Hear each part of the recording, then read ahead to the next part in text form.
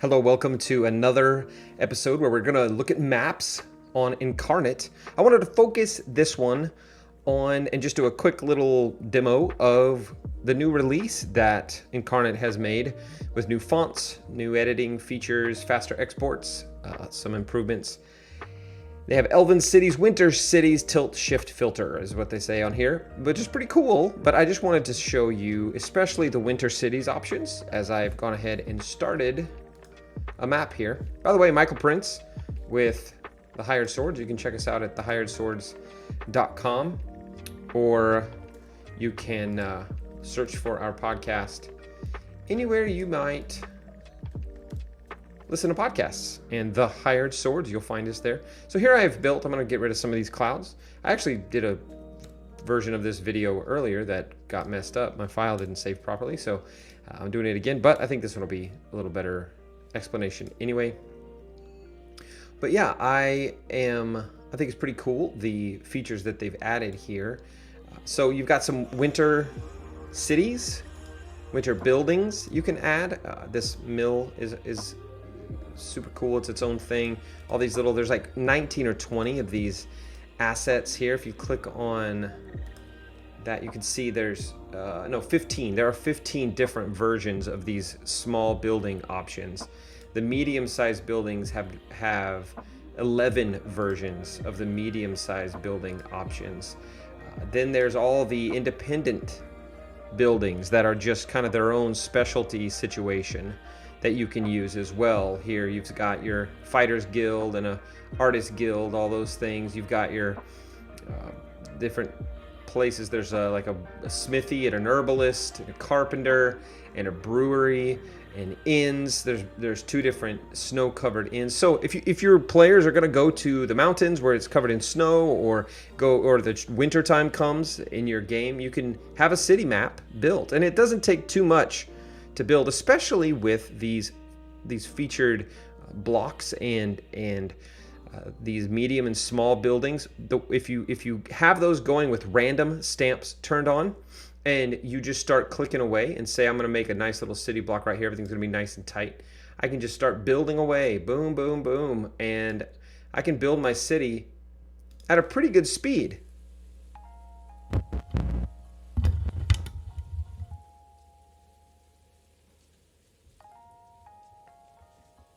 And that's super cool, super helpful for a guy like me who, as I've said, every time I make one of these videos, if I'm going to do this kind of stuff, I need to do it quickly. So those are the medium-sized buildings, I think. The small buildings, there's even more options. There's 4 more options. So like I've got my big buildings here. This is kind of the big city block. Maybe that's where the shops are or whatever. This back here is maybe some more abodes, that sort of stuff. These smaller buildings especially. And then sometimes you'll do this. I'll do this where I like these little ones for like housing, right? And so I will build, say I'm going to have like a housing block down here. So boom, there's that. Oh, I got one of these. Well, I want this kind of stuff to be on this side of town. So that's going to go over there. This guy, oh, he's going to be over here. He makes sense here. What is this? This is another thing that I think will fit on this side of town. So look, I'm kind of populating my whole town and getting inspiration for where I want everything to be, just based on what comes up on the randomly ordered homes. This looks like a small home.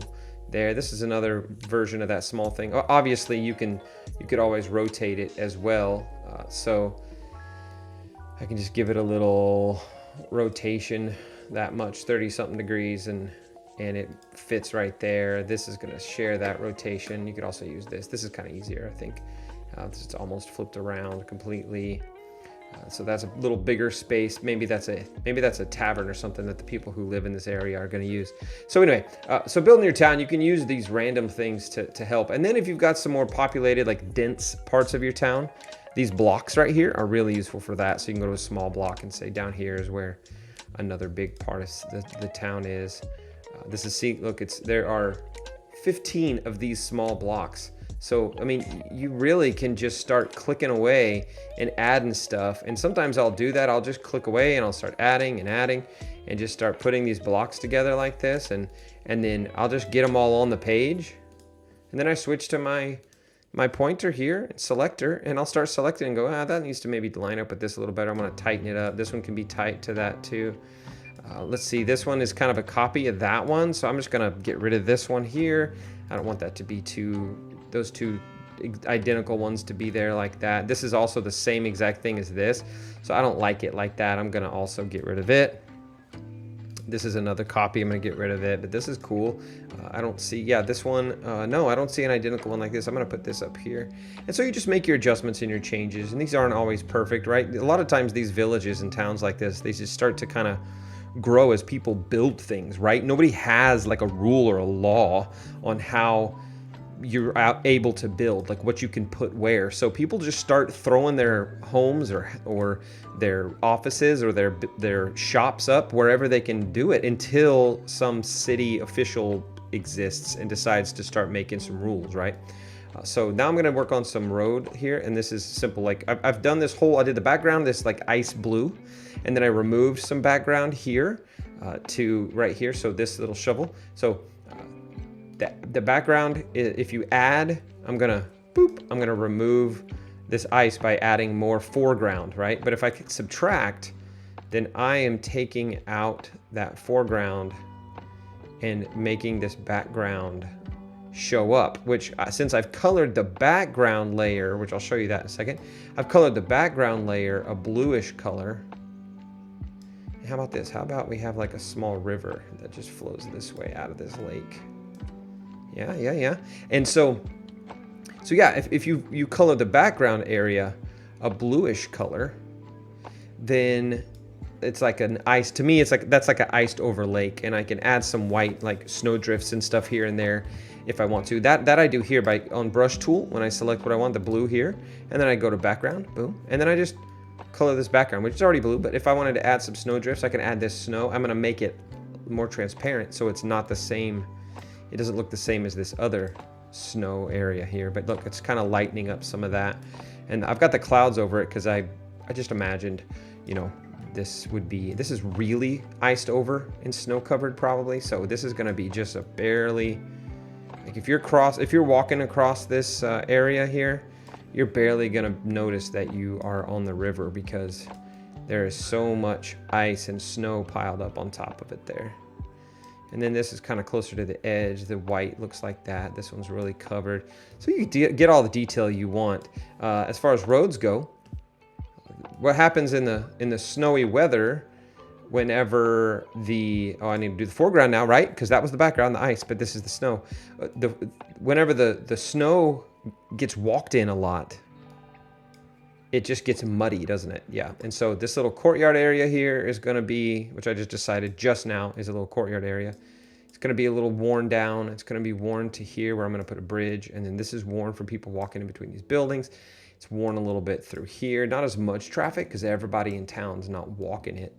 But everybody in town's walking through this part of town here, right? Everybody in town has to walk this way if they want to get anywhere. The millers, they're all down here. This part of town, kind of a small, maybe poorer part, or maybe richer part, because that's where the millers, that's the main feature of this village. I don't know. It's your call. And here we go. There's more pathway. It's going to go around that way. Maybe I could put some more buildings and stuff there. And I'm just going to make this road go like this. It's big, but we can watch this. We're going to close it in. I usually make it big, and then I will close it in later by adding more stuff on the edges of it and stuff to kind of make it look, I don't know. To me, it just looks a little more natural. I'm not super, as I've mentioned before, I'm not super into like realism all the time. I understand we're playing a game, and if it's real, that's cool. If it feels real, that's great. There needs to be some suspension of disbelief, though, that everyone's going to have. And they're going to be like, oh, that road would not develop in that way. If my players do that, then we have lost the plot. We've lost the idea of what our game is about, playing D&D or whatever tabletop game you're playing. So then I'm going to take that. I'm going to make that a little lighter than even the road. I'm going to make it bigger. I'm just going to go over everything with it and just kind of deaden the brightness. And I think I showed you this in my dungeon video, but if you click over this and you kind of wiggle like that, it doesn't necessarily always tone it down. But if you click and drag and then click again and drag, look at that, it gets much lighter. So maybe that's a far less traveled road. This is more traveled. I'm going to put a lot more white on the edges here. I'm going to make the focus the edges so that the middle of that gets really covered in stuff. But yeah, so there you go. Snow on the roads. Yeah, this is turning into a nice little village. Let's see what kind of bridges we can look at here. Let's go here. We're going to look at the bridge. Hey, there's a cool wooden bridge. There you go. That's probably a good size based on the size of the river and the size of the buildings there. Yeah, two or three people could walk across that bridge at once. Maybe a little bigger. There we go. So there's the bridge. Yay. And then I'm going to, that gives me an idea too of the size kind of the road. So I'm going to up the intensity of the snow, and walking towards the bridge, you're going to kind of maybe come from different angles from all over, but you're going to kind of funnel down towards that bridge there. So I'm going to clean up this road a little bit to make sense as far as that's concerned. There you go. Look at that. So that's going to look cool when you zoom out. Everybody walks that way, and it just kind of gets deadened by the mud kind of starts showing up there a little more because of the people walking in the snow, and the slush turns to mud, and the mud is more visible than the snow is. But where it's untouched over here, all these areas. And then I'm like, oh, it looks kind of dull. It looks like there's not much going on. Check this out. You can take a tree, right? Bushes and trees. These are trees that will stay green all year. You can do this here, which I think these will do it. Maybe they won't. No, these are one at a time, aren't they? That's okay. Well, we'll one at a time, these bad boys. So we're just going to pop these in. Boosh, boosh, boosh, boosh, boosh. Remember, I like to group trees. I feel like most of the time, whatever it is, they like trees communicate in the roots, right? They don't like to be lonely. So I usually group trees together. I've watched enough Magic School Bus to know that trees group themselves together. They like to be around each other. See, I've got some giant dead trees around this town hall area here. When the spring and the summer, this place is just beautiful. This area over here, it's like a spring garden. But right now, it's dead. So, yeah, man. Some great trees. Some stuff probably growing around the lake for sure, because we got some some water here, right? Those roots want to go to that water. So the mill, and here's the thing with the mill. This is just like I said, realism. I'm not usually like, hey, that's a really big deal. But the mill is going to stand taller than this tree, I think, right? So I'm going to make sure this goes up a layer to where the tree looks like it's beneath the mill. It's very simple. If you zoom in, there you go. But for me, like I said, I don't really pay that much attention to these details. But for me, if I'm like showing my this place and they're like, I want to go to the mill, and I zoom into the mill, I'm like, all right, well, you see this, and I'm showing them this map, and I'm like, you see this mill standing there, and for some reason there's a tree that is so giant it stands over the tallest thing in the town, which is the mill, and they're gonna be like, okay, whatever, and I'm gonna be bothered. Right? They don't care. I'm bothered. So I fix that sort of stuff sometimes. Well, there you go. And you can do that sort of stuff. I was trying to show you a stamp that would like draw, but those cities, they may not have that sort of thing because it's watercolor cities. This isn't a world map where you're going to make a whole forest. So that's fine. That's fine. You could get those. I mean, you could go to the world map options. That's the thing, is just because you don't see them when you go like this, when you go like, sorry, this, I don't see them there. But watch this. All I gotta do is click fantasy battle, or no, I gotta click fantasy world, and I'm gonna get a lot more crazy options, including what?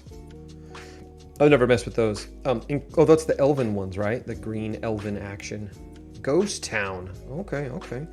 So I've never messed with that before. So you can get more tree options this way. They're not going to be top down like you like, but they are there for the fantasy world building situation. Snow trees. There's another one, but look, that's going to look weird, right?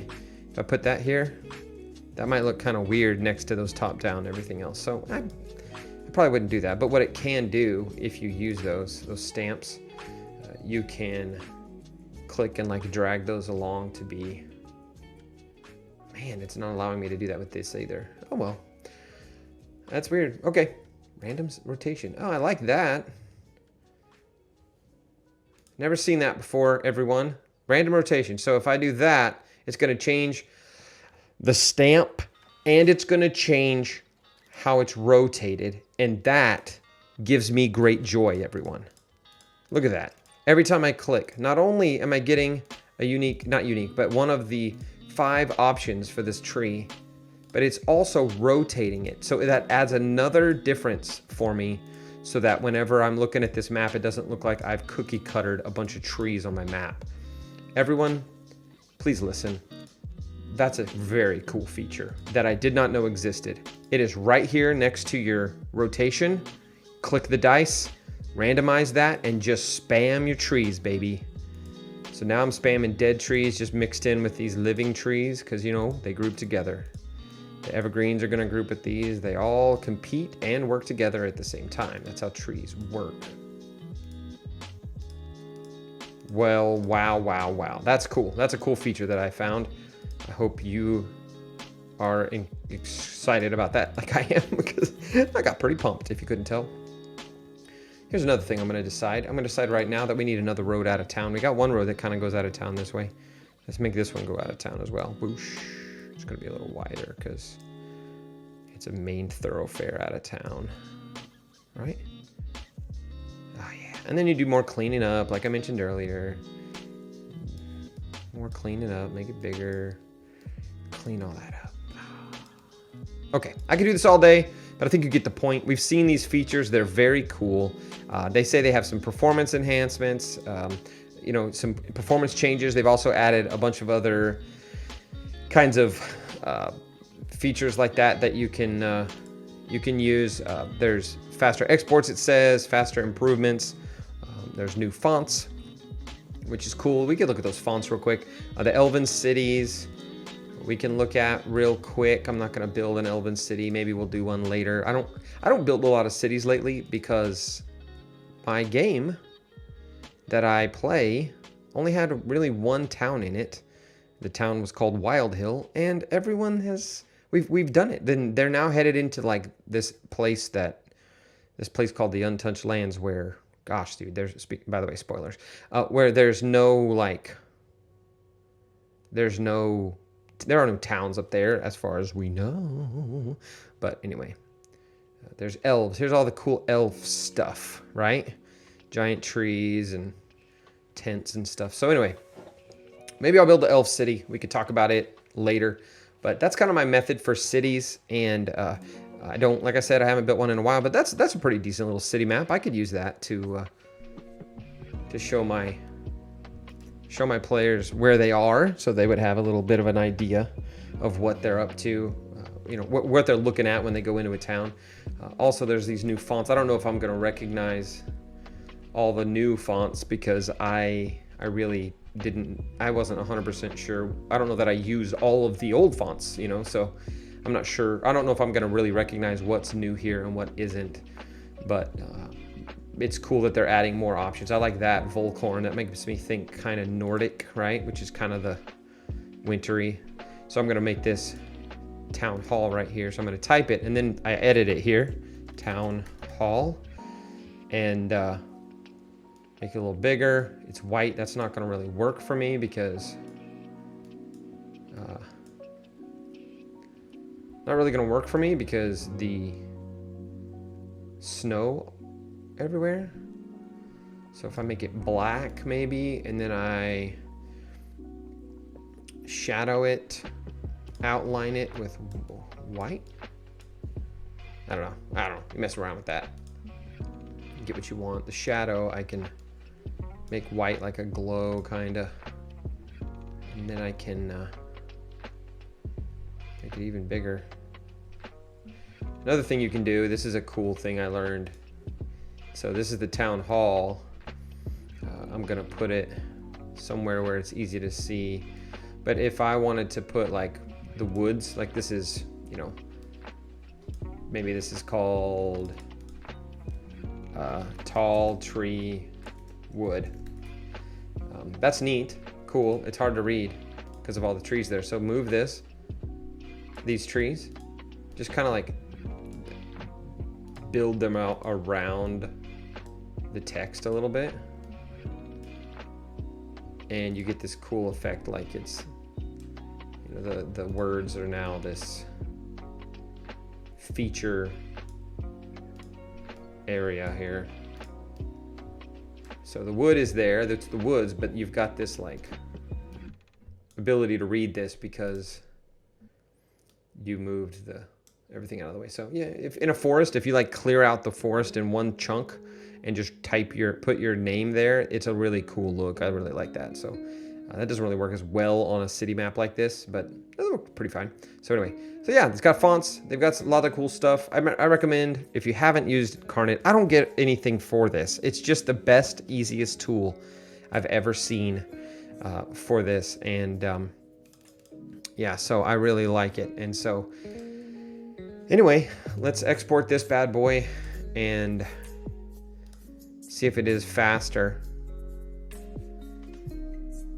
so I can use this in the thumbnail. Thanks for watching, and we will see you guys next time I do one of these, and that is a lot faster. So we'll see you next time. Bye.